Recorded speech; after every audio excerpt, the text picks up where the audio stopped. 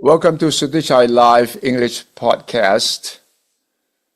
Hun Sen's main enemy, in fact, within his country is Rainsy, who is now in exile in France. Rainsy has always been a very strong opposition leader against Hun Sen. Their hostilities date back many, many years. Rainsy has tried, in fact, to return to Cambodia through Thailand a few years ago. He failed in that attempt. Now, with the confrontation between Thailand and Cambodia, and with the latest outburst from Hun Sen during his 3.5-hour outburst, Hun Sen was making accusations against Thailand in many, many aspects, directed at Thaksin Shinawatra. Now, the latest statement from Rainsy in exile is that Hun Sen's anger towards Thailand stems from a fear for his regime's stability rather than patriotism. The statement from Rainsy claims that Cambodia is now financially sustained by an international crime syndicate, primarily Chinese mafia, operating near the Thai-Cambodian border. The statement from Rainsy says that Thai authorities' crackdown on these groups directly threatens Hun Sen's power, causing his current distress with Thailand.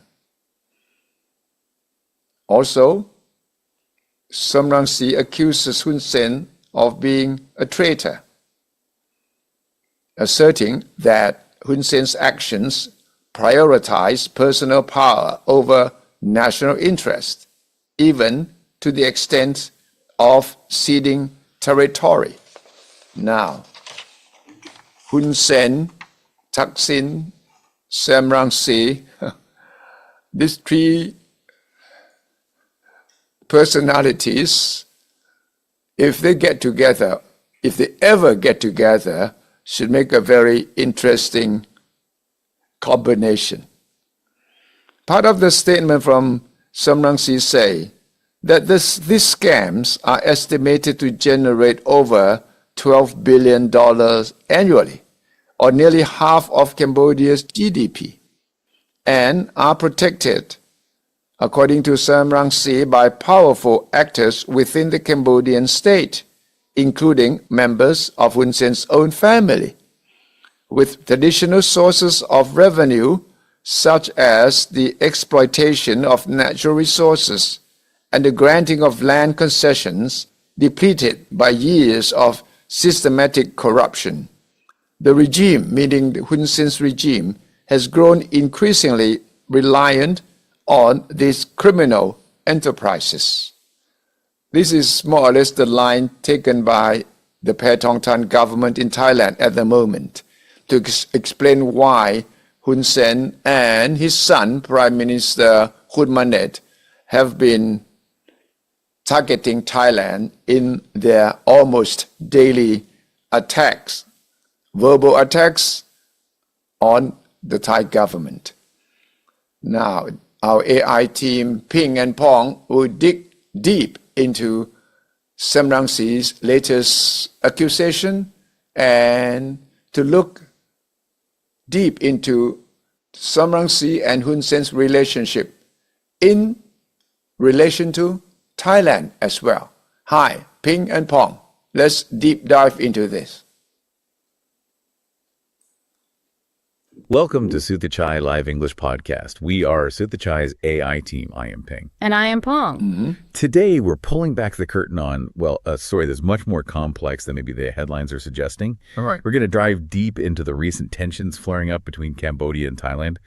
But we're looking at it through a really unique lens. Mm-hmm. That lens is a provocative statement from Cambodia's self-exiled opposition leader, Sam Rainsy.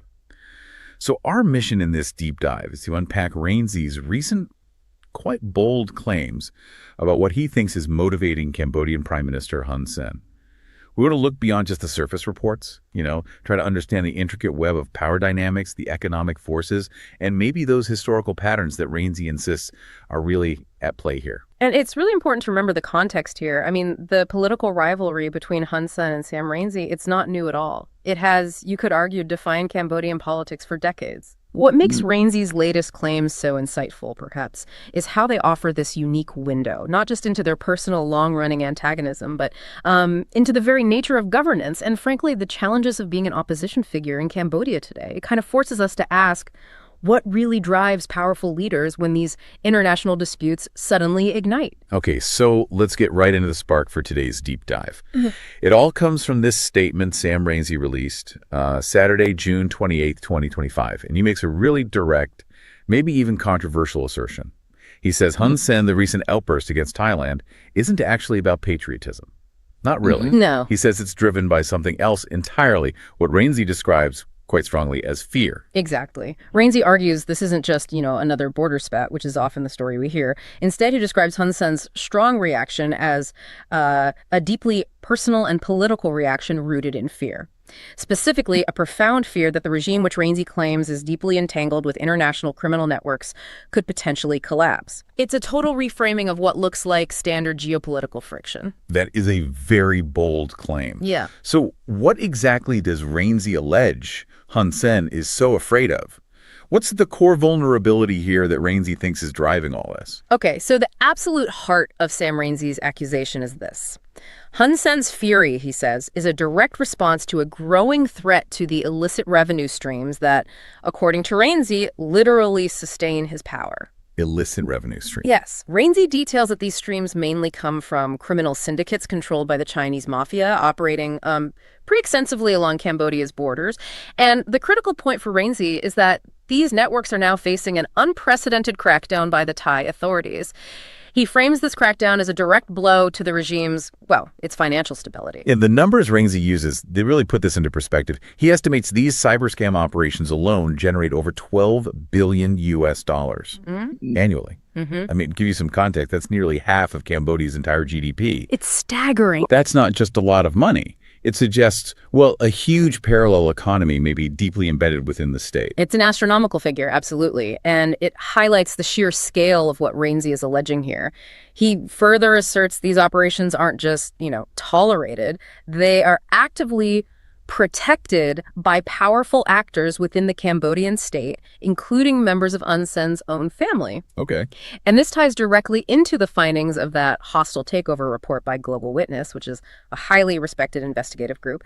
That report detailed how Hun family members have systematically kind of captured key lucrative sectors of the Cambodian economy, blurring the lines between the state's wealth and their personal wealth. I remember that report. Yeah, it details how they've built up these vast personal fortunes, estimated somewhere between 500 million and maybe even $1 billion.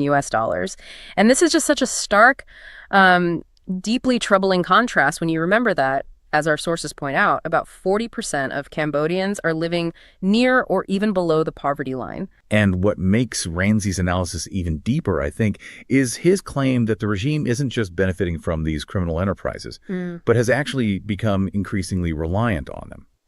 He claims this dependency grew because the traditional money sources, like exploiting natural resources or land concessions, have been essentially depleted by years of systemic corruption. Right. It suggests a pretty fundamental shift in how the whole regime keeps itself funded. Precisely. So if we connect all these dots, Rainsy's argument boils down to this.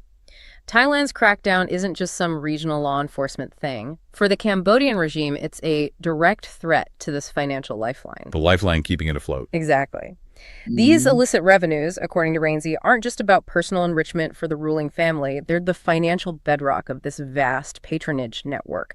The money that buys loyalty, funds security forces, allows the regime to suppress dissent. It essentially creates this parallel economy that underpins the state structure itself. Okay, given that alleged dependency, it certainly makes Sam Rainsy's next claim seem, plausible, perhaps, that Hun Sen's anti-Thai rhetoric is nothing more than a political smokescreen. Yes, and what's really fascinating is how Rainsy explains this tactic. He says Hun Sen presents the dispute as one of historical grievance and national dignity. Which sounds reasonable, right? National dignity is important. Of course, any leader would talk about that. But Rainsy says the real motive is completely different. It's to distract everyone from Thailand's genuine and apparently increasingly effective efforts to dismantle those illicit scam operations. It's a calculated diversion, basically, according to Rainsy's view. Can you give us some concrete examples? Has Rainsy pointed to other times Hun Sen might have used this tactic to make it more tangible for us listening? Absolutely. Rainsy cites a couple of pretty striking historical moments where he believes this exact pattern played out. For instance, back in 2003, there was this baseless rumor that a Thai actress had insulted Angkor Wat, Cambodia's, most revered national symbol. Right. Hun Sen allegedly inflamed anti-Thai sentiment around that. And it escalated incredibly quickly into deadly riots right there in Phnom Penh. It shows how fast that nationalist feeling can be, weaponized. Okay, that's one example. Then, fast forward to 2011, Rainsy points to how Hun Sen used a border conflict over the Priya Vihar temple. Now, that's an ancient temple site long disputed between Cambodia and Thailand, a real flashpoint. Rainsy says Hun Sen used that conflict to elicit nationalist-fueled domestic discontent. So in both cases, Rainsy's argument is that nationalism served as a tool to mask political vulnerability at home. And Rainsy also highlights something else, what he calls Hun Sen's selective outrage. Ah, yes. He points out that Hun Sen gets incredibly vocal against Thailand, but is, Rainsy says, conspicuously silent on sensitive territorial issues involving Vietnam. No. Vietnam being Cambodia's longtime patron, despite, apparently longstanding grievances there too. It certainly makes you pause and think about the underlying motives, doesn't it? The sort of strategic nature of these outbursts. That selective outrage, as Rainsy puts it, really raises an important question about the broader picture, about Hun Sen's incredibly long rule. I mean, he is one of the world's longest-serving leaders. He's held power for, over 30 years now? Since 1985? Yes, remarkable. And it's worth noting, as the Global Witness report highlights, he even refused to step down when he was democratically voted out back in 1993. That shows a pretty profound resistance to democratic change. Critics, including human rights groups like Lakato and Human Rights Watch, consistently argue Hun Sen has wound back democratic freedoms. Right. And that he's used the courts to basically stifle opponents, jailing scores of activists, human rights defenders. It's not just about jailing individuals, though. It's about systematically dismantling the checks and balances, independent media, civil society groups, creating an environment where any dissent is just incredibly difficult and risky. And Sam Rainsy himself is, of course, a central figure in this whole story of opposition. He's been living in France since 2015, right? To avoid jail on multiple convictions. That's right. Including a life sentence handed down in October 2022 for supposedly ceding territory to a foreign entity, and also a 25-year sentence from March 2021 linked to an alleged plot to overthrow the government. Yeah. It paints a picture of, a leader potentially using the legal system to consolidate power. And what's really illuminating is Rainsy's own take on those convictions. In a Twitter statement back in March 2021, he explicitly said his conviction was born out of weakness and fear. Fear again. Fear again. He claimed Hun Sen is afraid of any risk of my returning to the Cambodian political scene, and that he dreads the prospect of any free and fair election. So Rainsy sees these legal actions purely as political tools, not actual justice. There was also that article, wasn't there, titled something like, Sam Rainsy, not here, but always here. Ah, yes. It explained how Hun Sen has actually quite cleverly used Rainsy's exile, and maybe what the article called his excesses in criticism, kind of to his own advantage. Yeah. By painting Rainsy as this instigator of insults from afar, Hun Sen can present himself as the symbol of stability and order. It effectively neutralizes Rainsy's opposition while, ironically, keeping him relevant as this sort of useful bogeyman figure. Yeah, it's a complex dynamic. And this whole phenomenon really prompts a critical question for us. What does this tell us about the nature of opposition and authoritarian control in Cambodia? It suggests a really sophisticated situation where the very act of opposing the government, especially from exile, can almost be co-opted by the ruling power, used to reinforce its own narrative of stability, its own necessity, even while it seems to be cracking down hard on dissent. So pulling all these threads together, what does this all really mean for understanding Cambodian politics today, and specifically these recent tensions with Thailand? How do we connect these dots in a way that makes sense for you, our listener? Well, Sam Rainsy's recent statement, when you look at it through this broader context provided by our sources, seems to connect directly to these historical patterns we've seen in Hun Sen's rule. It suggests a consistent strategy, maybe deeply ingrained, where external conflicts or whipping up nationalist sentiment are used strategically, used to manage underlying domestic political issues and, perhaps crucially here, those profound economic vulnerabilities Rainsy talks about. Right. It implies that what looks like a simple border dispute on the surface might actually be a much more carefully orchestrated move, tied directly to internal power struggles and, fundamentally, financial self-preservation for the regime. And why is this deep dive relevant to you listening right now?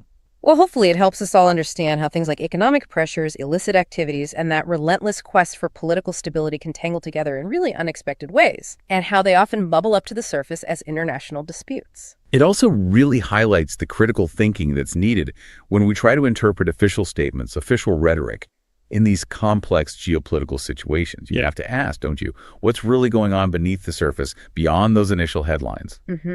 And what stands out to you about how these long-standing leaders manage to maintain power year after year, decade after decade, despite facing all these internal and external pressures? It's a key question. Sam Rainsy finishes his quite powerful statement by saying, Hun Sen's outburst has nothing to do with protecting Cambodia's sovereignty, but is, quote, about protecting his own corrupt regime from collapse. And he urges that the Cambodian people and also international allies must support efforts to dismantle these criminal structures, even if doing so disrupts the political status quo in Phnom Penh. And that really prompts an essential, perhaps difficult, final question for us all to ponder. Considering how deeply entrenched these illicit networks appear to be and the sheer reach of power described in our sources, how realistic, actually, is the complete dismantling of these structures? And what might be the true, potentially far-reaching cost of that kind of disruption? Not just for Cambodia itself, but maybe for the wider stability of the Southeast Asian region. Thanks for listening to Suthichai Live English Podcast. I am Peng. And I am Pong. Thank you, Ping and Pong. And until then, the next episode on Suthichai Live English Podcast. Bye-bye for now.